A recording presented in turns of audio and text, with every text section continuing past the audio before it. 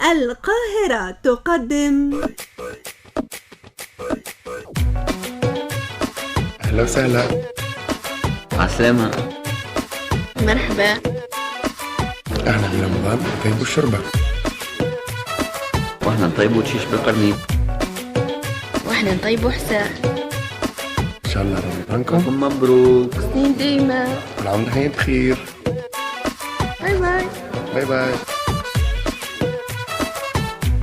رمضانكو بالمصري.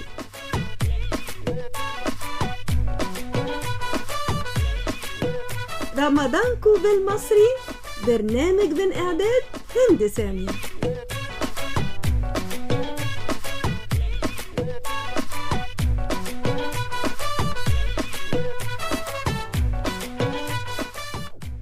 أعزائي المستمعين، أهلا ومرحبا بكم معنا وهذه الحلقة الجديدة من برنامجكم رمضانكو بالمصري.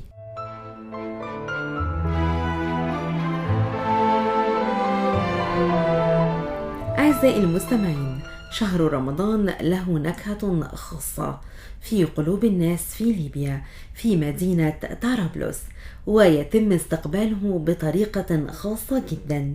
يبدأ الناس في التحضير للشهر الفضيل من قبل أن يحط رحاله بشهر.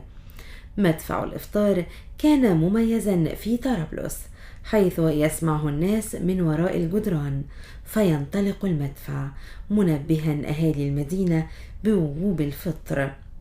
يهل رمضان وفي جعبته الكثير من الخير، لأنه شهر الله، وفيه تكون طريقة إعداد الطعام مختلفة عن سائر الأيام، حيث يشتهي الصائم أصناف عديدة. كان المسحراتي موجود قديمة في مدينة طرابلس، حيث الناس ينتظرون قدومه وقرعه للأبواب بيوتهم، معلنا لهم بداية السحور قبل أن يبدأ الفجر حضوره عليهم.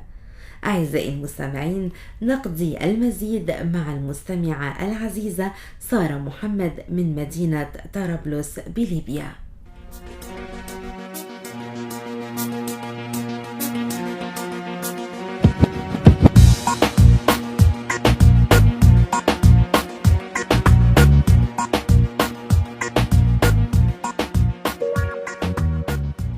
السلام عليكم، أنا اسمي سارة من ليبيا. نتكلم عن عاداتنا وتقاليدنا في رمضان. إن شاء الله كل عام وأنتم بخير، وينعاد علينا وعلى أمة محمد بالخير والسلام على الوطن العربي يا رب. أول شيء بتكون استعدادات لشهر رمضان. تبدأ من الاحتفال بليلة النصف من شعبان. نمشوا الأسواق، نشروا لوازم شهر الصيام، مواد الحلويات في هذا الشهر اللي تلتم عليها العائلة بعد صلاة التراويح. ومن العادات والتقاليد الرمضانية في ليبيا ما تختلفش هلبا على باقي الدول العربية. احنا بننتظروا قدوم هذا الشهر بفارغ الصبر، ونستقبلوه بفرح، ويتسابق الناس في هذا الشهر الفضيل على برامج التوعية والتثقيف الأسري تقيمها الجمعيات الخيرية. في هذا الشهر تقام موائد الرحمن في جميع مناطق البلاد، والملاحظ انتشارها في العاصمة الليبية. ويكون رمضان بالنسبة للأسرة الليبية شهر التلاقي والتسامح والبركة والإيمان. ومن الضروري بأن تجتمع فيه العائلة بكل أصولها وفروعها لتناول الإفطار في رمضان. وتزخر المائدة الرمضانية الليبية بأصناف أطباق كثيرة تختلف الوجبة الرئيسية من أسرة إلى أخرى. وعندنا أكلة البزين، هي أكلة شعبية، ومن الأطباق اللي يقبل عليها الليبيين.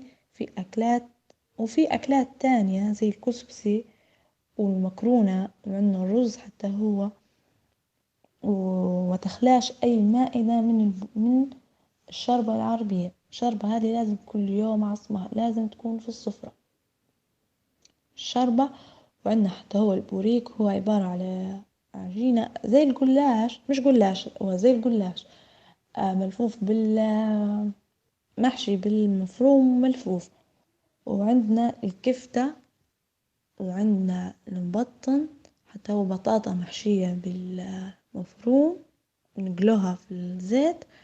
وعندنا حتى هي البيتزا لازم من ضمن المائدة بتاع رمضان. وعندنا أطباق الحلو التقليدي اللي هو عندنا الغريبة والكعك والمعسلة، وعندنا حتى البسبوسة. ونتناولوه بعد أداء صلاة التراويح، تناولوا الحلو بعد أداء صلاة التراويح. أو بالنسبة لمظاهر الحياة في شهر الليبية في شهر رمضان من الناحية الدينية اللي هي نستقبلوه بالتهليل والتكبير، وتعج المساجد بالمصلين لتضاعف أعدادهم في هذا الشهر الفضيل، رجال ونساء وأطفال وكبار، معناها خصوصا لإحياء صلاة التراويح. ونجولي العشر الأواخر من رمضان يبدو الناس في صلاة القيام والتهجد. نبدأ في صلاة القيام والتهجد بعد منتصف الليل، تكثر في المساجد دروس دينية. وعندنا حتى في العشر الأواخر هما يطلعوا الناس لشراء الملابس العيد، نطلعوا نشروا ملابس العيد ولوازم حلويات العيد، ونقوموا بطلاء البيت استعدادا للعيد، ونعلقوا الأضواء الملونة وباقي أشكال الزينة. تجتمع الجارات أحيانا ونساء الأسرة لصناعة حلويات العيد، وهي المقروض، ويصنع بالسميد ويحشي بالتمر، وبعد ما يطيب نحطوه في القطر. وعندنا الغريب حتى نصنع فيها بالدقيق وبالسمن البلدي. وعندنا الكعك، هو عندنا الكعك المالح، كعك الحلو، كعك الحلقوم، وكعك التمر معمول. بالنسبة لليلة العيد يكون فيها بالنسبة لليلة العيد يلبس الأطفال ملابس العيد ويسهروا الكبار حتى وقت صلاة العيد. وهي تجتمع النساء في البيت وتدير حلويات ويرتبوا البيت لاستقبال الضيوف، وهيك تكون أجواء طقوس رمضان في ليبيا. كل عام وانتم بخير ورمضان كريم.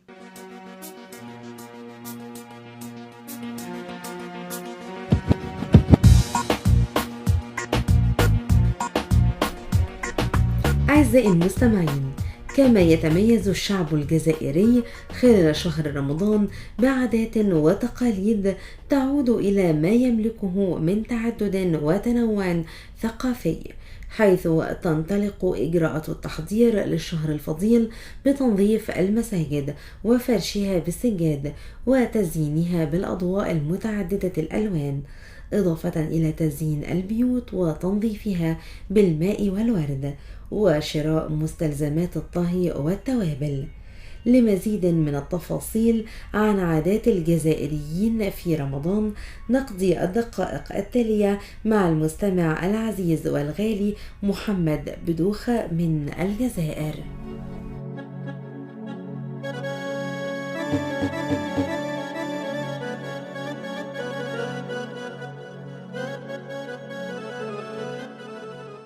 بسم الله والصلاة والسلام على رسول الله. السلام عليكم ورحمة الله وبركاته، ورمضان مبارك كريم وكل عام وأنتم بخير. عاداتنا وتقاليدنا في شهر رمضان شهر التوبة والغفران. قبل قدوم رمضان بأيام يقومن النسوة بتنظيف البيوت وتحضير القمح والشعير لطحنه، ويعرفان عندنا بالفريق والمرمز، ومنهم من يشتريه مطحونا، وكذا اقتناء التوابل الخاصة بتحضير الطوابق الرمضانية اللذيذة والشهية. طبق الفطور يكون بالتمر واللبن أولا، ثم طبق الشوربة سواء كانت بطحين القمح أو الشعير، وغالبا ما تكون مطهية بلحم الدجاج ولحم الخروف، وطبق طاجين الحلو في أول رمضان، وبعض المأكولات الأخرى والمشروبات الغازية والعصير. صندوق بريد 98 العالمة 19600 ولاية سطيفة الجمهورية الجزائرية. الهاتف 213 795 28 01 76. والسلام عليكم ورحمة الله وبركاته.